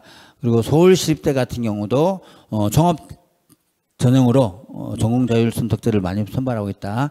이렇게 한번 볼 수 있는 것 같습니다. 자, 그리고 이거 이제 선택 가능한 모집 단위들도 이렇게 이건 그냥 이런 대표적인 걸 보여드리려고 이제 정리한 거고요. 이건 학교 모집 요강에 보면 자세하게 나와 있습니다. 그럼 한번 보시면 되는데요. 건대 같은 경우가 유형 1 KU 자유전공학부에서는 전 모집 단위에서 수의과 대학이라든지 예술, 디자인, 사범 그리고 공과대학 중에서 특성화 고도율 재직자 전형 학과를 뺀 나머지는 다 선택할 수 있다는 게 KU 자유전공학부가 유형 1이었습니다. 이제 유형 2 같은 경우는 문과대학 자유전공학부 그리고 이과대학 자유전공학부에서 여기는 문과대학 전 모집 단위에서 미디어 커뮤니케이션 문화 콘텐츠 안 되고 이제 문과대학 내 모든 다른 데는 될 수 있다. 그리고 유형별로 이렇게 하고 그리고 단대별로 나와 있습니다. 경희대 같은 경우가 자율전공학부 서울 캠퍼스 그리고 자유전공학부에서 대부분 모든 유형이다 보니까 경희대는 유형일로 지금 운영을 하는 특징을 보이고 있어서 여기는 다른 걸 제한되는 일부 모집 단위 빼고는 다 선택이 가능하다. 그래서 우리가 자유전공학부를 잘 이용하면은 기본적으로 내가 지금 당장은 경영대를 가고 싶은데 경영대학교가 원래 일반 학과 모집 단위에서는 성적이 제일 높습니다. 문과에서는. 그렇다고 했을 때 그러면 그냥 전공자유 선택제 같은 거 아마 올해 성적이 그래도 제일 높은 경영대보다는 낫지 않을까. 그리고 좀 더 낮은 대학들 성적 모집 단위보다는 높아서 한 중간 정도의 성적대. 어쩌면은 그 모집 학과 세탁이 가능한 게 전공자유학부지 않을까 싶습니다. 그래서 무조건 많은 학생들이 선호하는 그 취업도 잘 되고 뭐 그런 학과를 무조건 가려고 하는 것보다는 좀 더 생각을 유연하게 해서 내가 자유전공학부에 지원을 해서 오히려 1학년 때 좀 넓게 배우고 2학년 때 내가 원하는 그 전공을 선택하는 방법으로도 활용하는 것도 어떨까. 그런 면에서 여기 유형 1과 유형 2. 근데 이제 유형 1과 유형 2를 알아야지 내가 유형 1을 넣었다가 나는 문과대학에서 이런 학교를 갈게 이렇게 생각을 하는 건지 만약에 잘못해서 난 유형 1을 잘못 알고 그냥 자유전공하고 갔다가 나 이거 선택할래요 라고 했다가 단과대학을 갔다가 다른 단과대학의 모집 단위는 아예 선택이 불가하는 거니까 그런 면에서 좀 알고 우리가 지원을 해야 된다. 그런 부분이 있습니다. 아울러서 고대 같은 경우도 이게 학부대학에서 이런 대학 여기 차세대라든지 반도체라든지 이런 데를 빼고 나머지 전 모집 단위의 선택이 가능합니다. 그리고 여기 자유전공 학부로 따졌을 때는 여기 총 44개 학과를 선택이 가능한 게 고려대학교 자유전공 학부입니다. 그러다 보니까 학부대학 같은 경우는 아까 보셨듯이 정시에 다군에서 모집합니다. 근데 올해 특징 중 하나, 2025학년 특징 중 하나가 다군 선발이 많아졌습니다. 일부 대부분 다 가군, 나군에서 했는데 보통 이제 재작년까지만 해도 다군은 그냥 중대, 그러니까 최고 높은 대학이었는데요. 작년 성대도 다군을 모집을 하고 올해는 이제 더 여의대도 다군이 그 고대도 이제 다군을 모집하게 됩니다. 자유전공학부 아까 학부대학 말씀드렸듯이 그런 대학들에서. 그래서 올해 정시 같은 경우는 물론 지금 수치를 말씀드리지만 정시에서는 아마 그 다군의 그 큰 흐름이 많이 변화를 줄 수 있지 않을까. 그래서 올해 수능 최저 충족률이 낮아짐으로 해서 정시 인원이 많이 이월될 가능성이 있는데, 그 정시 이월되는 불구하고 옛날에는 가군 나군에서 대부분 다 그 합격 불합격 결정이 됐었는데 이제는 다군이라는 또 하나의 선택지가 생겼다. 실제로 그래서 우리 수시는 6번 지원하고 정시는 3번 지원한다 그랬는데, 마지막 다군이 특히 성적이 상위권 학생들은 갈 데가 별로 없어가지고 그냥 다군은 그냥 한번 중대 한번 넣고 나서 원래 2개밖에 지원하지 않는다 그랬는데, 올해는 큰 특징 중 하나가 정시에 다군에 선택할 수 있는 대학들이 많이 늘어나고 있다. 아울러서 내 전공을 2학년 때 선택할 수 있는 자유 선택 그 학과들, 무전공 학과들을 선택할 수 있기 때문에 다군이 새로운 그 학생들의 선택을 받는, 선호를 받는 그런 군이지 않을까, 그런 생각을 한번 해봅니다. 자, 그래서 한번 정리하면요, 2025 전공자율 선택제 말씀을 드린다면 여기 명칭 아까 말씀드렸습니다. 자율전공학 분야, 자유전공학 분야, 유형 1이냐 유형 2냐에 따라서 평가 요소, 평가 방법, 그런 데 부분들이 다 다르다. 그래서 대학마다 평가 요소에서 학생부 종합전형의 평가 요소도 경희대 같은 경우는 일반 모집단하고 똑같지만 건대 같은 경우 자유전공학부랑 그리고 단과대별로 모집할 때랑 달라진다는 부분들 감안을 해서 다양하게 설계되어 있다. 그리고 인문자연 구분해서 선발하는 대학들도 있지만 또 인문자연 구분 없이 통합해서 전공자유학부로 선발하는 대학들도 있습니다. 그런 부분들. 그리고 교과 논술 중심의 대학들이 많습니다. 물론 제일 많은 인원은 정시에서 선발하게 되어 있습니다. 그러지만 또 종합전형의 비중이 있는 대학들도 있다. 그래서 여기 성대의 탐구형이 있습니다. 탐구형에서는 면접까지 봅니다. 보통은 이제 성대가 지금 면접을 안 하고 원래는 5개 학과 빼고 나머지는 탐구형하고 융합형으로 바꿔서 서류 100으로 선발하는데, 여기 그 전공자율 선택제에서 자유전공학부 같은 경우는 면접을 통해서 선발한다. 그런 특징이 있고요. 그 서울시립대 있습니다. 정시다군 선발해서 정시다군으로 이제 선발을 하는데 합류한 대학들이 고려대학교, 서강대학교, 한양대학교 이대. 그러면 이제 대부분의 대학들이 다 다군에서 선발하게 되다 보니까요. 다군도 학생들이 많이 관심을 가져야 되는 그런 군이 아닐까 싶습니다. 아울러서 모집단위 신설 및 모집인원 확대. 그래서 이거 이제 계속 말씀드렸던 대로 성적 자체가 이게 대규모 인원을 선발합니다. 보통은 보면 일반적인 학과들 모집할 때는 10명에서 5명, 10명, 많으면 20명 그랬는데요. 여기는 뭐냐면 아예 그냥 큰 단위로 모집을 하다 보니까 성적대도 굉장히 많이 늘어질 것 같아요. 지원 학생들이. 그러다 보니까 아까 말씀드렸던 대로 올해 상향 지원 혹은 과감한 지원이 많이 나타날 수 있는 전형 중 하나가 교과 전형에서의 전공자율 선택 그 학과 같은 경우가 조금은 경쟁률도 높아지면서 성적대도 좀 폭도 넓어지면서 그래서 거기에 수능 취소가 있는 전형이라고 하면은 아마 학생들이 좀 더 관심을 갖고 지원하지 않을까. 그래서 이렇게 한번 정리해봤습니다. 아까 그리고 이제 선택 과목 그 필수 반영 폐지하는 대학 많다는 거, 이게 대입 환경의 변화 6가지였습니다. 아울러서 마지막으로 보면요, 첨단학과들이 있습니다. 첨단학과 이건 이제 이과 쪽에 공대에 영향을 미치는 격이 되는데요.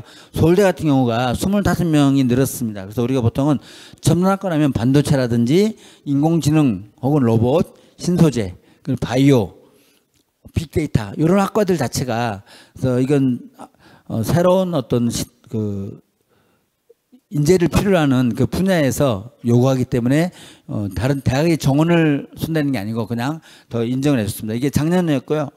올해 이거 2024년도에 1000명이 늘었고 1000명 늘은데 올해 다시 576명이 더 늘었습니다. 그래서 이 부분에서 첨단학과도 올해 그 입시 환경의 변화에 영향을 주는 그런 부분들도 있다 해서 총 7가지를 올해 2025 입시 환경의 변화로 한번 말씀드리겠습니다. 요건 이제 대학입시 간단 단계는 여기 다 잘 아실 거니까 그 넘어가는데요. 여기 부분에서 아까 대입 전형을 분류하면은 아까 교과, 종합, 논술, 정시입니다.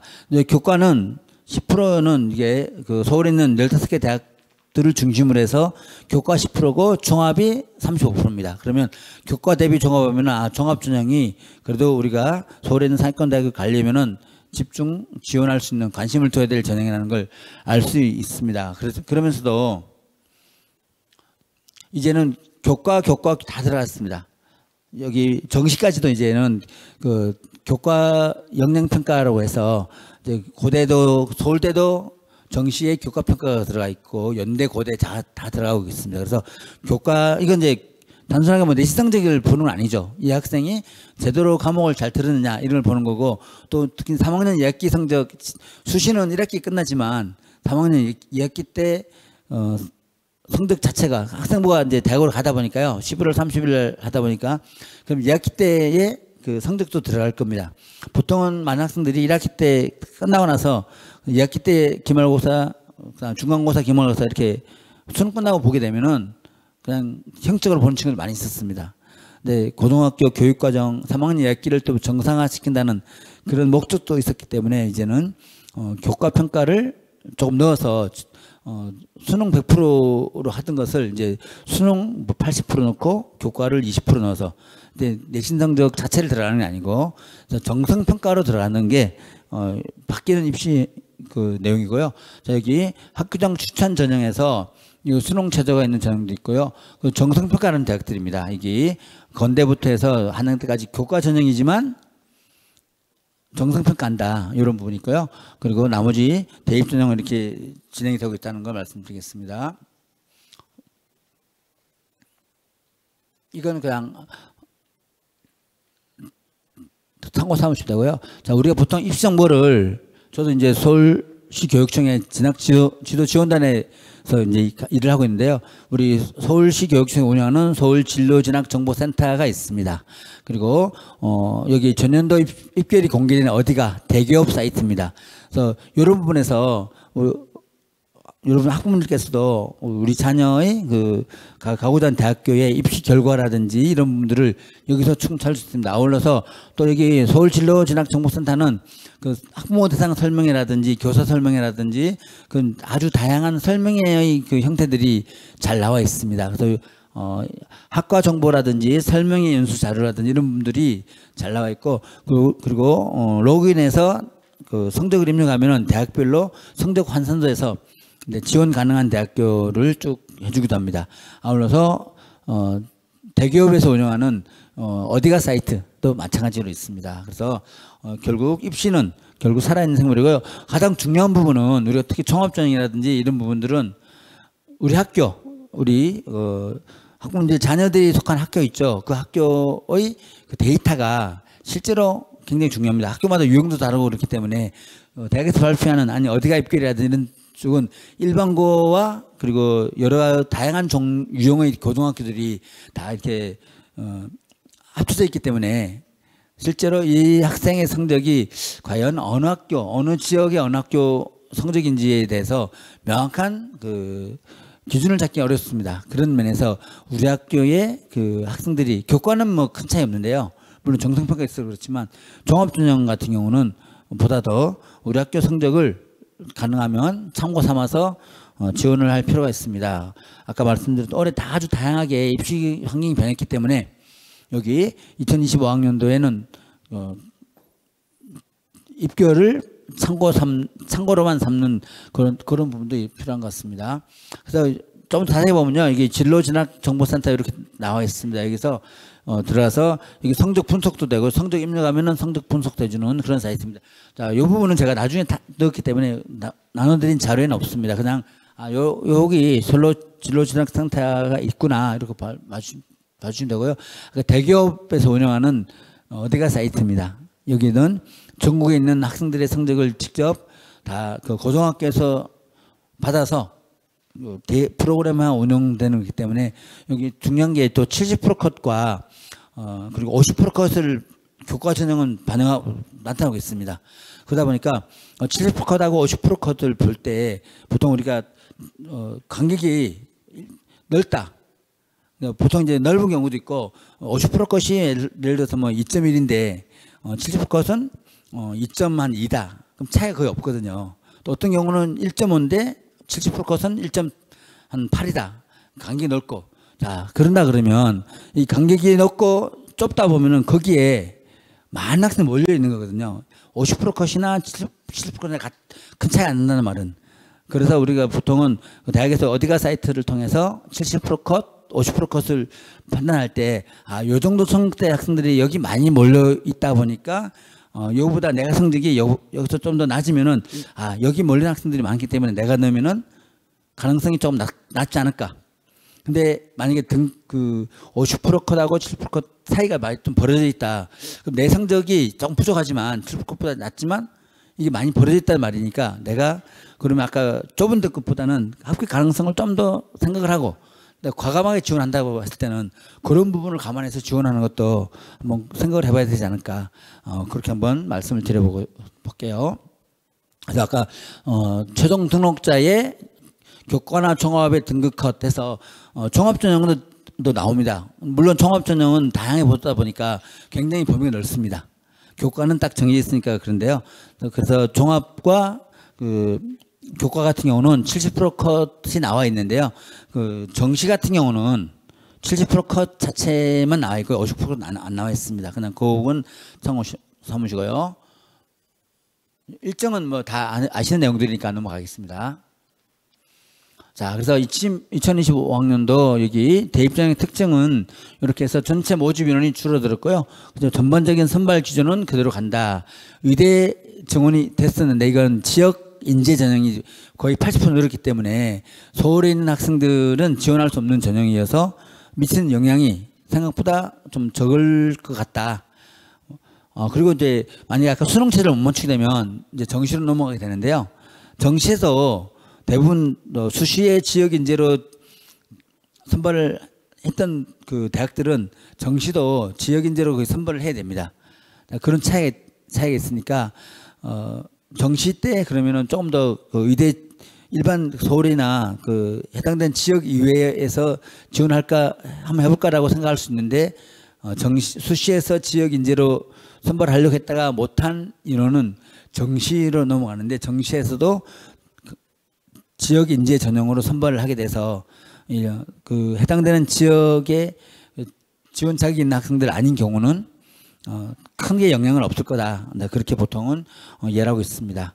아울러서 자율 전공 선택제로 인해서 모집 단위원이 줄어들었다. 그래서 입시 결과가 작년 입시 결과보다는 성적이 많이 올라갈 수 있는 가능성이 좀 있다.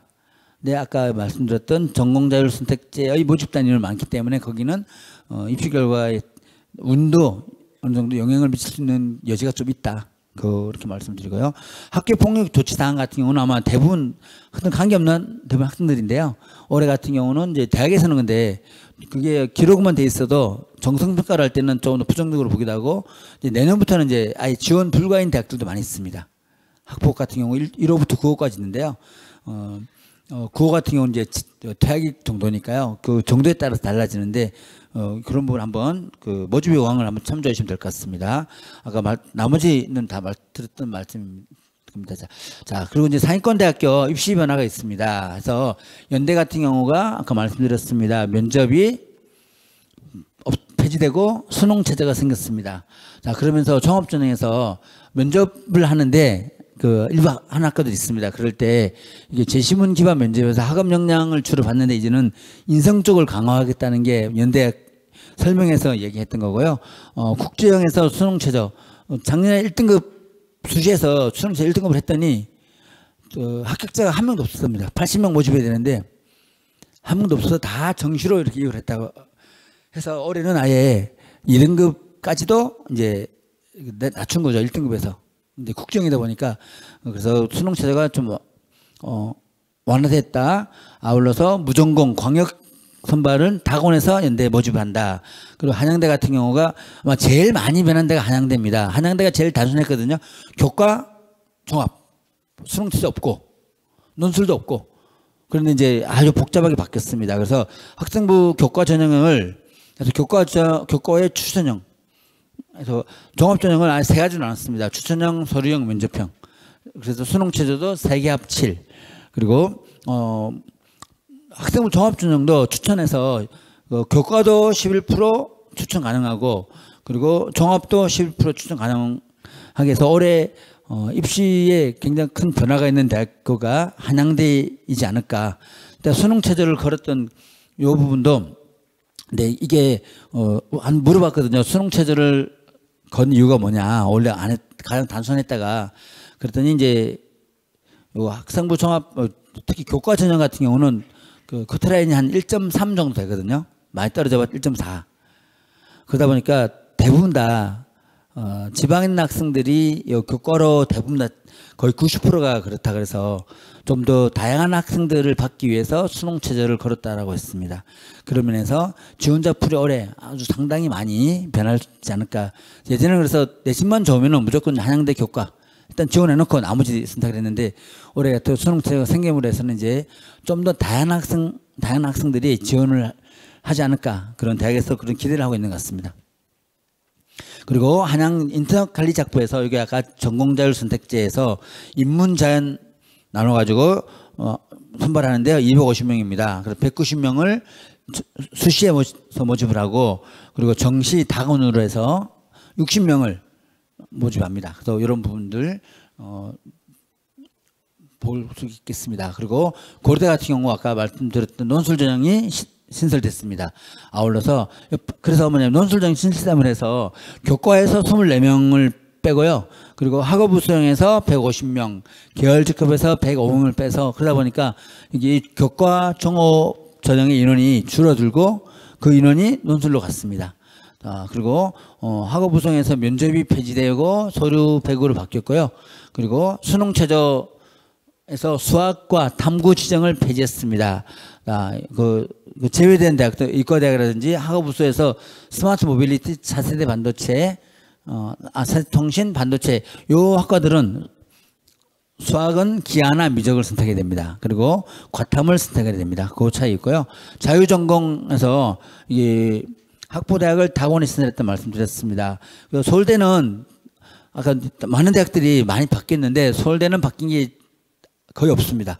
딱 이거 스마트 스템 과학에서 첨단학과 신설된 게 서울대 25명 하고, 나머지는 작년 그대로 가는 게 서울대 입시라고 보면 되겠습니다. 그래서 여기 학부대학이나 공과대학에서 수시는 큰 변함없이 이제 정시에서 자율전공학부를 다 모집한다. 그래서 서울대는 수시는 새로운 학과 생겼다는 거 말고는 바뀐 게 없다. 그렇게 말씀드리고요. 서강대 같은 경우가 이제 자율전공학부 있습니다. 그래서 세 가지로 해서 인문학 기반 자율전공학부, 그리고 AI 기반 자율전공학부, 그리고 사이언스 기반 자율전공학부에서 이렇게 해서 인원을 선발하는 게 지역균형에서 10명, 종합에서 10명, AI 기반에서 또 여기 5명, 10명, 사이언스는 지역균형으로만 5명을 선발하게 됩니다. 그래서 이 부분에서 이렇게 자유전공학부를 모집하는 게 서강대 변화고요. 나머지는 큰 변화가 없습니다. 그래서 서강대도 다곤에서 인문학 기반에서 47명을 정시 다곤에서 선발하고, 그리고 AI 기반 35명을 다곤 하는데, 저기 사이언스 기반은 다곤이 아니고 나곤에서 선발합니다. 그런 약간 변화를 주고 있다는 거. 아울러서 성균관대학교 같은 경우가 이제 명칭을 계열별 모집에서 융합형, 학과형 모집을 탐구형 전형으로 명칭을 바꿨고요. 그리고 학과를 하나 신설했습니다. 이것도 여기는 이제 첨단학과입니다. 그래서 첨단학과에서 그 양자정보공학과에서 18명을 선발합니다. 해서 여기 탐구형에서 13명, 과학인재에서 5명에서 여기 양자정보공학과에서는 융합형은 선발하지 않고 탐구형에서만 13명을 선발한다. 그런 특징이 있습니다. 그리고 자유전공학부에서 수시 170명을 선발하는데요. 여기 탐구형 14명, 교과 전형에서 20명, 논술에서 30명, 이렇게 해서 자유전공학부 성대 이렇게 모집을 합니다. 그리고 수능 최저에서 아까 수능 지정 영역을 폐지했고, 성대 특징이 제2외국어. 예전에는 이제 상대평 갈 때는 제2외국어하고 한문 중에서 잘 찍으면은 성적 잘 나오는 경우가 있었습니다. 지금 이제 절대평가로 바뀌고 나서는 그런 게 많이 없는데요. 그렇지만 그래도 제2외국어랑 한문 중에서 탐구 하나로 대체할 수 있으니까요. 수능 최저로 인정해주는 서울의 상위권 대학 중에서 유일한 대학교라고 보면 되겠습니다.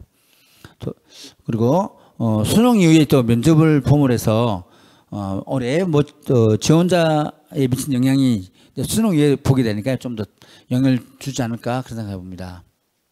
자, 요거 교과 전형 같은 경우는 빨리 하고 가겠습니다. 모집 인원이 조금 증가했고 수도권은 감소했습니다. 전반적으로 전체 인원은 증가했습니다. 저기 교과 전형이. 그리고 수능 최저 학력 기준이 완화되고 있고요. 그리고 수능 최저 기준 필수 영역을 지정한 걸 폐지했다. 아울러서 지역균형 전형 지원 자격을 완화해서 인원을 늘려서 몇 프로에서 12명으로 인원이 작은 학교하고 재적 인원 많은 학교의 그 어떤 차이를 줄이기 위해서 이제는 그냥 똑같이 인원으로 12명 고대 같은 경우 12명 아예 한다든지 그래서 지역 균형의 전형 지원 자격이란 말은 그냥 인원을 말하는 겁니다. 그래서 그 부분들이 좀 바뀌고 있다. 그리고 대학별로 교과 반영해서 교과 전형에서는 같은 데 같은 경우는 반영하는 방법을 진로 선택 과목을만 반영을 합니다. 지역균형 전형에서. 그러다 보니까 ABC만 갖고 하다 보니까 올해 근데 하고 나서 걱정되는지 내년은 또 바꾼다 하더라고요. 바꿔서 다시 일반 선택 과목도 보는데 그런 대학들도 있는 거에서 교과를 반영하는 방법들이 아주 다양하게 하고 동국대처럼 그냥 자랑 과목 10과목만 반영하는 대학도 있고 또 전 과목을 반영하는 대학들도 있고 그래서 대학들마다 조금 아주 반영 방법이 교과 전형이 아주 다양하게 나타나고 있다. 그래서 건대나 고려대 같은 경우 그리고 한양대 같은 경우에서 서류가 들어가고 있습니다. 서류 같은 경우 수능 최저가 있는 경우도 있고 수능 최저 없는 경우 이런 부분들을 한번 보시면 될 것 같습니다. 아울러서 정성평가 영역이라고 해서 보면 여기 국어국문학과 같은 걸 보면요. 이게 지금 1등급도 있는데요. 여기 이제 아주 우수한 성적이죠. 4등급도 합격을 했었습니다. 그러면 이 부분에서 아마 정성평가의 그 영향이지 않을까. 그래서 합격을 했는데 뭐 등록하고 했는지는 모르겠지만 일단 합격자 현황에서 나와 있습니다. 건대에서 발표한 거니까요. 아울러서 여기 보면 철학과 같은 경우는 2등급 때 제일 1등부터 좀 많이 떨어졌습니다. 그러니까 철학과 같은 경우는 정성평가에서 서류평가 영역이 좀 더 있는 경우지 않을까. 모집단별로 차이가 나지만 그래서 교과 70에 서류 30, 일대 30이 갖고 있는 대학들마다 미치는 영향이 좀 차이가 많이 나더라. 그렇게 말씀드리는 것 같고요. 마찬가지로 여기 이제 자연계열입니다. 건대 같은 경우. 그래서 이쪽 같은 경우 보면은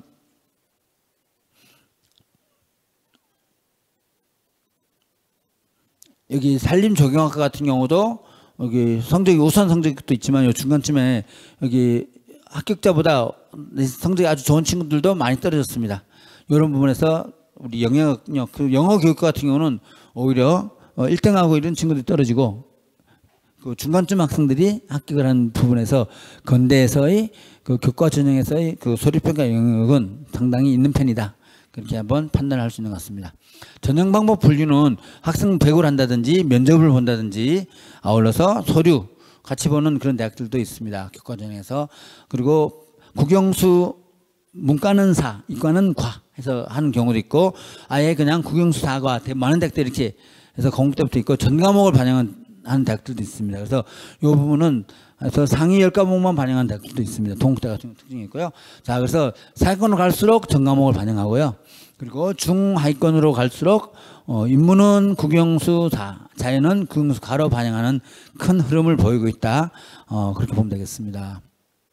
그리고 아까 말씀드린 대로 이게 같은 대학교 지역균형 전형과 학생부수자 전형이 있는데요. 여기서 우수한 4개 학교 반영하고 지역균형 같은 경우는 진로 과목만 반영을 합니다. 근데 학생부수자 전형은 여기 이제 진로 선택 과목, 일반 선택 과목도 반영을 하고 진로 과목도 반영을 하고 그래서 그 차이가 나고요. 서울여대 같은 경우는 12과목에서 상위 교과의 각 3개 과목, 국영수사, 국영수가에서 자랑 과목 3과목씩 해서 12과목 반영하는 그런 형태의 대학들도 있습니다. 자, 그리고 아까 여기 진로 선택 과목 반영하는 대학교가 가천대다. 그런 말씀드리고요.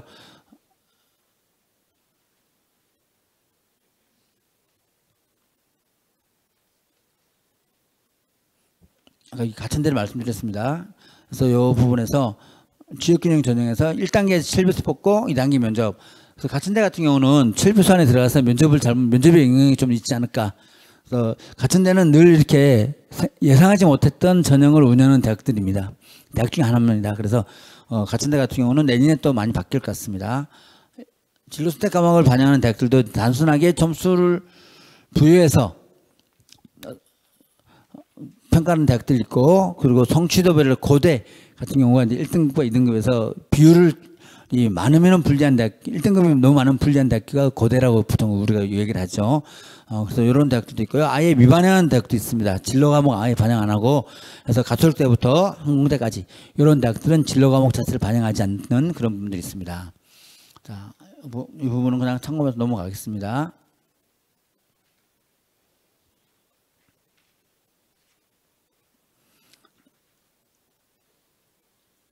자, 교과전형 지원 전략이라고 해서 보면은 중상위권 대학 같은 경우는 아까 등급 코드를 보면은 보통은 1점대 후반까지 갑니다.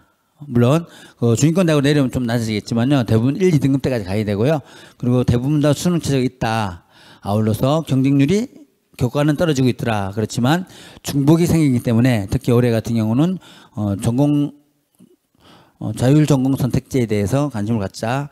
아울러서 면접이 있으면요, 면접에 미친 영향력도 대학에서는 보통 한 30% 정도는 바뀐다고 합니다. 그래서 면접이 있는, 교과에 면접이 있는 전형을 지원할 때는 면접에 대한 관심도 한번 가져보자. 그래서 면접을 보는 대학 같은 경우는 그 대학에서 발표한 그 입시 결과보다는 좀 더 그 폭을 넓게 좀 생각을 해서 지원할 수 있겠다.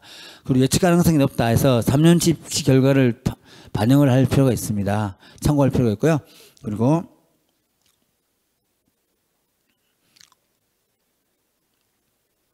종합전형이 있는데요. 종합전형은 이렇게 해서 학업 역량과 이게 진로 역량, 공동체 역량에서 세 가지 영역을 해서 평가를 합니다. 이건 대학에서 하는 거니까요. 우리는 이걸 넘어가고요. 이런 분 있습니다.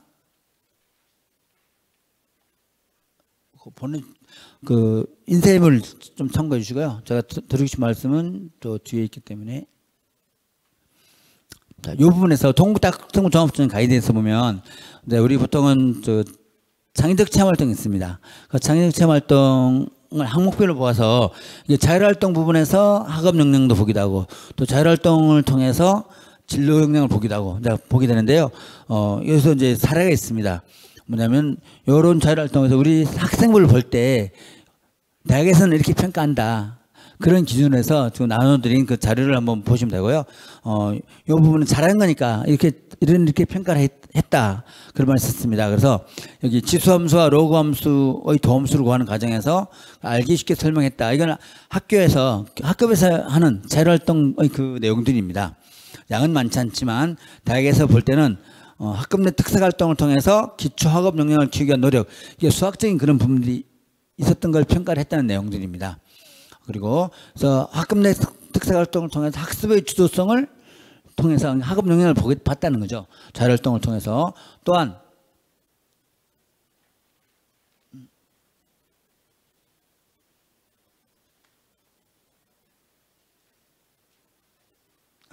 저 거꾸로 넘어갔습니다. 잘못 눌렀습니다. 그리고 이제 3학년 때 이거 전공적합성 자율활동을 통해서 보니까 또 어떤 학생들의 전공적합성을 해서 수학교육과의 사례를 봐서 지원 전공 관련 학습 경험을 확인할 수 있는 사례가 있었습니다. 여기서 보면 동일하게 학급 전체가 참여하는 동일한 활동 속에서도 장애 인식 개선 및 장애 교육을 다 같이 받는 건데, 그걸 통해서도 장애 학생들의 수학 학습을 스스로 조사하고 장애 학생의 이해도를 높이기 위한 방안을 고민했다는. 그래서 여기서 자기 주도성, 공동체 역량에서 이런 부분에서도 전공적 합성을 대학에서는 평가를 하더라. 그런 부분도 보고요. 아울러서 또 인성 및 사회성에서 보통은 공동체 역량입니다. 그럴 때서도 자율활동에서도 또 공동체 역량. 그래서 제가 드린 말씀은 창의적 체험 활동의 자율, 진로 이런 쪽에서도 자율활동도 세 개의 역량을 본다 그럴 때 학업 역량, 그리고 진로 역량, 공동체 역량, 요 세 가지를 다 자율활동에서 본다. 그런 사례를 한번 말씀드린 거고요. 아울러서 자, 여기 있었습니다. 뭐냐면요, 여기 지원자의 관심 분야 및 주도적인 활동 사례를 확인하기 어려운 사례가 있습니다. 이건 그냥 보통 학생부에 그냥 이 교육을 받았다는 것만 정해져 있습니다. 그럼 이런 학생부를 갖고는 좋은 평가를 받기 어렵겠다는 걸 대학에서 사례로 제시하고 있습니다. 또 활동의 나열 및 일반적인 내용만 기술되어 있어서 이 학생이 어떤 활동을 했는지는 모르겠다는 거죠. 그냥 교육 받았네? 그걸로 끝이라는 거죠. 그래서 이런 분이 노구수의 사례를 한번 준비해 봤습니다. 그럼 그럼 또 그걸 가지고 보통은 면접을 하니까요, 종합전형에서는. 그래서 면접에 이런 질문들이 있다는 거 한번 참고만 해 주시면 되겠습니다. 자, 그 다음에 동아리 활동이 있습니다. 동아리 활동에서 여기서도 학업 역량, 진로 역량, 그리고 동아리 활동은 또 다 같이 하는 거니까요, 공동체 역량, 또 대학에서 평가한다. 그래서 장기적 체험 활동 중에서 동아리 활동에서 학업 역량을 보는 내용들입니다. 그래서 영재신문반을 했습니다. 여러 가지 어법과 문장 단위의 해석을 해보고 글의 독해력뿐만 아니라 비판적 사고력 함량에 노력했으며, 여기 사례를 통해서 군부 쿠데타의 배경이라든지 전개사항, 그래서 이런 부분에서 이슈들을 소개했다는 그런 내용들을 해서 학업 역량과 전공 관심도를 보여주고 있는 사례라고 해서, 여기는 정치 외교학 전공이었습니다.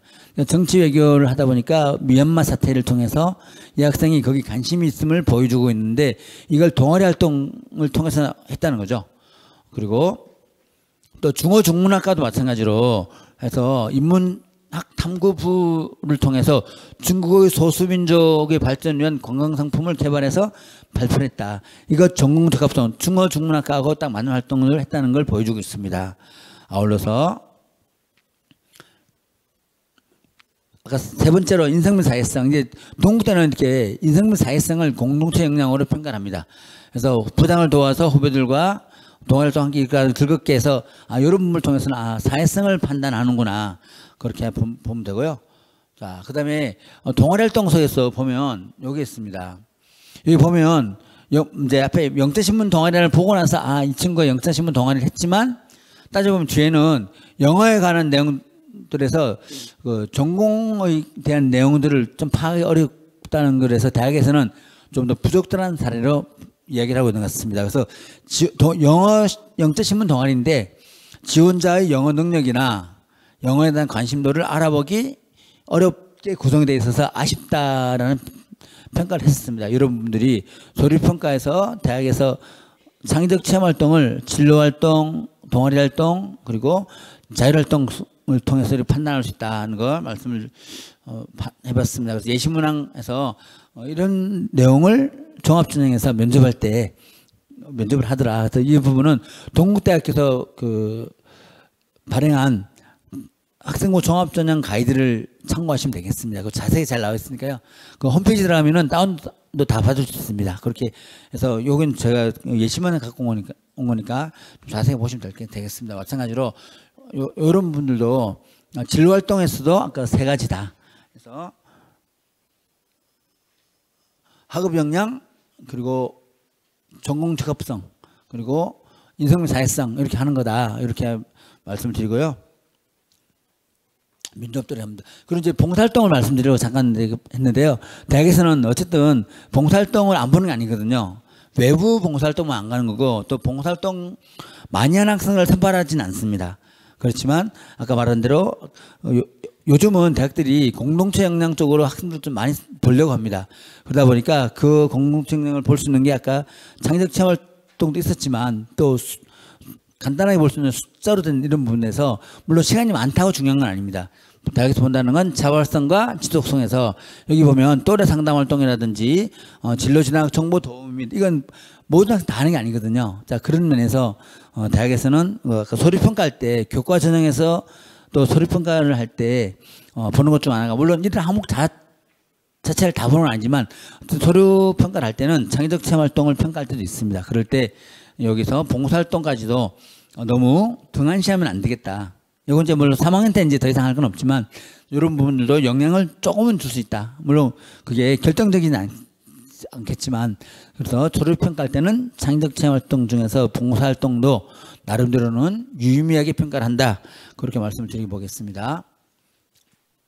자, 요 같은 경우는 이제 저기 화공생물공학과에 이제 우리가 보통 졸업평가할 때 이 학생이 교과에서 어떤 과목을 어떻게 들었는지 자 그런 걸 할 때 이거 보면 이 학생은 이제 2학년 때 그 물리학완, 화학완, 생명학완을 잘 들었습니다. 교과 성적은 뭐 2등급 정도 되고 이 학생이 이제 3학년 올라와서 일반 선택 과목으로 진로 선택 과목으로 해서 들었던 과목이 기하 듣고 그리고 물리 2, 화학 2를 들었습니다. 근데 이 학생이 갖고 있는 특징 중 하나가 전문 교과는 없습니다. 근데 여기서 대학에서 발표했던 우수 사례로 발표한 것 중 하나가 뭐냐면 여기 화공생물공학과를 공부할 때 수학 확통도 들었고 미적도 들었고 기하도 들었습니다. 그리고 일반 선택 과목 중에서 아까 과학 세 과목에서 화학과 물리학 그리고 생명까지 들어서 대학에서 요구하는 일단 기본적인 기초 과학 과목은 다 들었다. 그리고 투 과목도 이제 여기서 화학 2와 물리학 2를 들었기 때문에 이 학생은 고등학교에서 배울 수 있는 그 과정을 잘 밟았다. 전문 교과가 없다 하더라도 뭐 심화 과목이 없지만 이 학생 들은 과목들은 나름대로 고등학교 교육과정상에서는 잘 들었기 때문에 교과 평가할 때 졸업 평가할 때 사례로 쓸 만큼 잘 됐다는 걸 이야기하고 있습니다. 자, 그렇지만 이제 이거 이제 노굿인데요. 위계받지 않은 과목을 할 때 보면은 여기 진로선택 과목 기하를 들었습니다. 그리고 심화수학 들었습니다. 근데 요 심화수학이라든지 이런 부분은 수학 1과 수학 2를 어느 정도 기본 해놓고 나서 이렇게 들을 수 있는 과목들 중 하나인데 위계를 본다라고 합니다. 보통은 과목들을. 그래서 수완수투가 끝나고 나서 그 다음에 이제 이렇게 심화수학을 들으면 뭐 들을 수 있겠지만 그래도 아예 2학년 때 그냥 좀 더 수학 관련 과목들을 많이 들으려고 하다 보니까 이런 게 있었고 그리고 여기 전문교과 고급수학을 들었습니다. 근데 고급수학을 여기 들은 것 자체는 뭐 대학에서 그렇게 들었네라고 하지만 위 과목들의 위계에 따라서 보게 되는 거고요.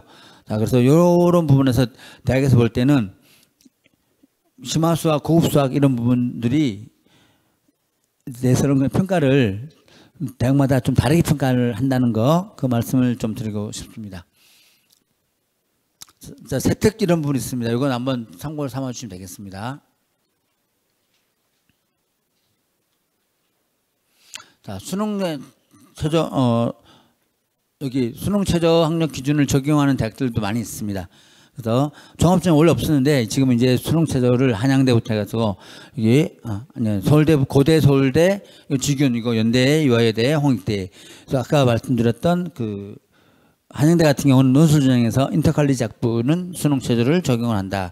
그래서 추천은 3개 등급 합 7 그리고 논술은 똑같습니다. 그래서 종합전형에서도 수능 최저를 요구하기 때문에 올해 수능 최저 유무가 굉장히 중요한 그 합격을 사례로 올 수 있는 것 같습니다.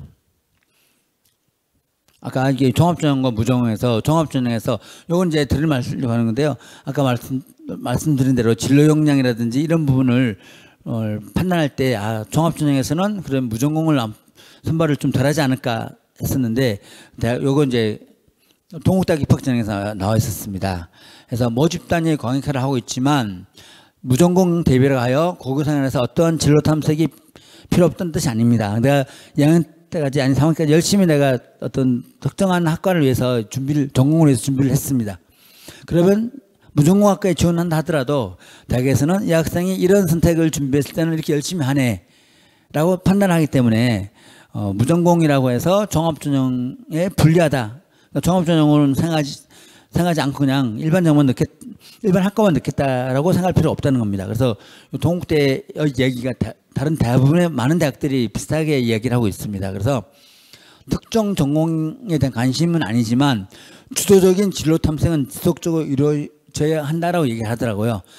이걸 봤을 때 무전공이지만 종합전형까지도 지원을 같이 한번 고려를 해보는 것도 필요하지 않을까 그런 생각을 한번 해보게 되면서 종합전형에 대한 그런 말씀을 드렸습니다. 요건 이제 그 한번 또 종합전형 지원 전략이 있습니다. 그 나와 있으니까 한번 참고해 주시고요. 생각보다 시간이 많이 지나서 죄송합니다.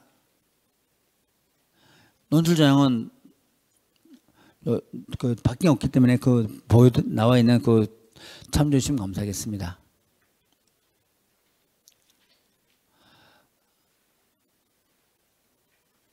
자, 저도 이제 어떤 대학교 그 논술 평가 논술 문제에 대해서 선행학습 영역평가에 입이되지 않는 보러 가는 평가를 하러 가는데요. 그때 보면 모든 그 자료는 교과서를 중심으로 합니다. 단 EBS 아예 안 보거든요. 그래서 내가 논술 전형을 준비한다고 하면 교과 전형을 중심으로 해서 준비를 할 필요가 있습니다. 논술 전형 따로 말씀하기 때문에 넘어가도록 하겠습니다. 요 수능 점수 많이 해야 되는데 이 부분은 다소 어느 정도 그 보여드린 그 인쇄되어 있는 그 인쇄물을 참조해 주시면 되겠습니다. 이 부분에서 우리 보통 모의고사 성적표가 이겁니다. 아까 처음에 보여드렸던 그 수능 성적표는 여러 가지 정보가 없지만 이 부분에서 우리 학생들이 갖고 오는 3월, 5월 그리고 7월 이제 7월 10일에 보는데요. 이런 부분에서 요 좀 자세하게 우리 아이들의 성적을 한번 감안을 해볼 필요는 충분히 있다. 그렇게 말씀을 드리게 되고요. 성적 평가 보는 방법들입니다. 이 부분 나중에 한번 참고를 해주시면 되고요. 요 한번 해서 등급 우리 수능 최저에서 해당되는 대학교를 정할 수 있습니다. 자, 전도 경향성에서 이런 부분들이 있었습니다. 경률이 변하고 있었고요. 그래서 논술 전형 아까 높다 말씀드렸고요. 장기열 성적이 우수해진다 해서 아까 말씀드렸던 이런 내용들이었습니다. 그래서 마무리만 말씀드리면요. 예측이 어려울 때일수록 앞으로 기본에 충실해서 여름방학을 얼마나 잘 보내냐 이런 부분 중요하고요. 입시 결과에 대한 해석 그리고 점수에 우선할 수 있는 지원 전략이 없습니다. 일단 어쨌든 기말고사 지금 보고 있을 텐데요. 기말고사 그리고 수능 점수에서 수능에서의 영어 영역은 여전히 수능 충족의 관건이 된다. 그리고 6월 달에 성적이 좀 안 나왔다고 너무 실망할 것 없이 9월 달은 좀 더 용기를 주는 문제로 출제가 되지 않을까 생각합니다. 수능 출제 원리를 활용한 기본에 충실한 그런 공부가 필요하지 않을까라는 말씀을 드리면서 올해 이제 이 부분에서 끝났나 보네요. 네, 그래서 이 정도로 해서 제가 시간 좀 오버해서 죄송합니다. 마무리하도록 하겠습니다. 마무리를 해서 우리 금천구에 있는 학생들이 희망하는 모든 대학들 다 성공하는 올해 2025년도 되기를 바라겠습니다. 여기서 마치겠습니다. 감사합니다.